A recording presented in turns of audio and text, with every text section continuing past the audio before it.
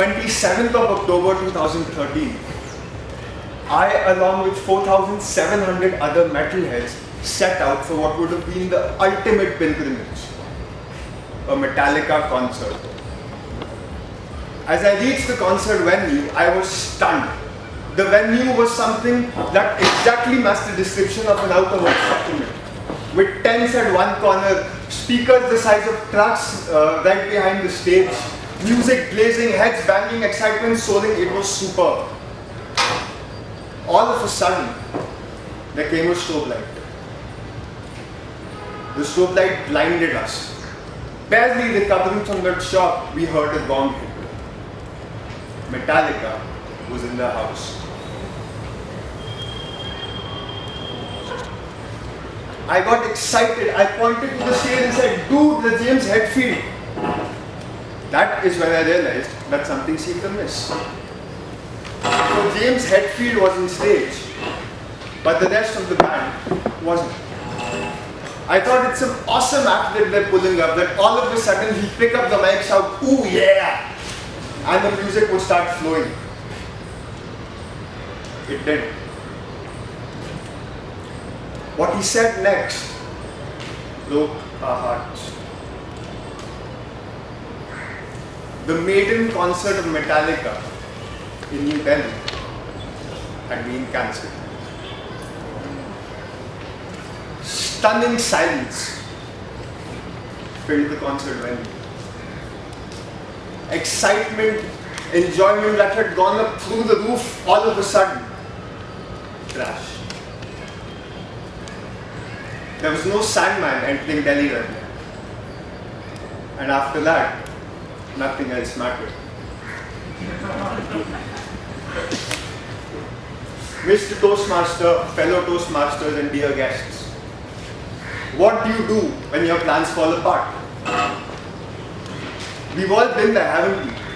When you think you're all prepared, you build your castles up in the sky, you think today is going to be my day, and at the last second,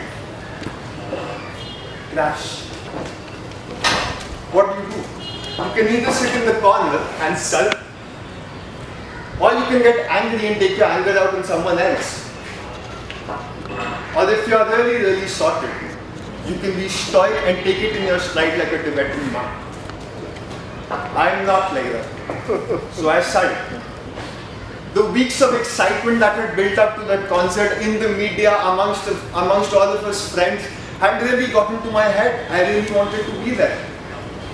And suddenly, for no fault of mine,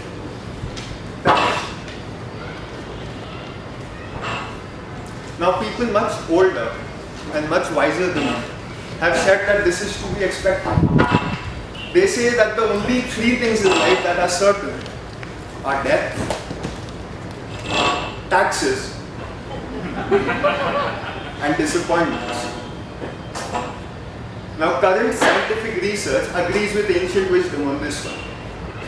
A study by the Livestrong Foundation proved that the main difference between elite level athletes, who are often matched physically, is not bodily, but it's mental. A quality called resilience often determines who wins and who loses. They said that between a stimulus and a response, there's a space. In this space is your freedom to choose your reaction. If you act like a victim, you will often be victimized. And if you act like the monk, you might just make it through. Colonel Sanders made it through. Stuck in the Great Depression without a job, a family of 13 to feed, he was stuck.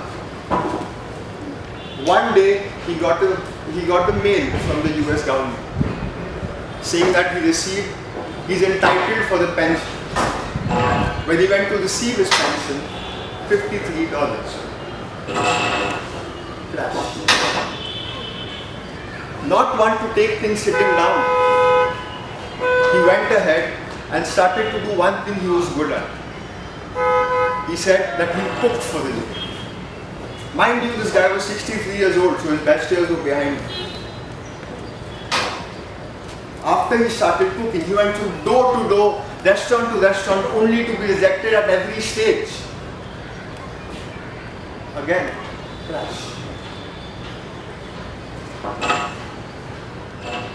Once he finally, again not one to be put down, he rented out a 4 foot by 4 foot room at a nearby gas station. At that gas station, he started selling the most beautiful chicken steaks and fried chicken that town had ever seen. 2 months later, he bought a complex in the nearby neighborhood. The name of the restaurant? Kentucky Fried Chicken.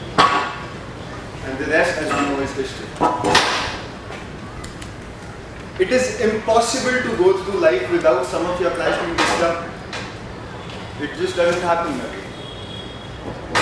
But the thing to remember, as Shelley put it, is that when winter comes, can spring really be that far behind? Because when one door closes, you will notice that another one opens. And often, what lies beyond that other door is something that's a lot more enjoyable, a lot more exciting, and a lot more better than what was there in the previous one.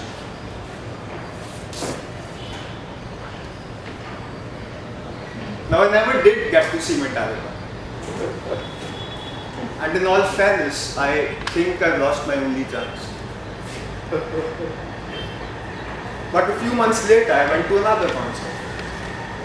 Once again, excitement, tension were all through the roof. The strobe light flashed, blinded, then the music hit, and you were transported to Paradise City. This time, Guns N' Roses were in the house. And this time, the music went on and on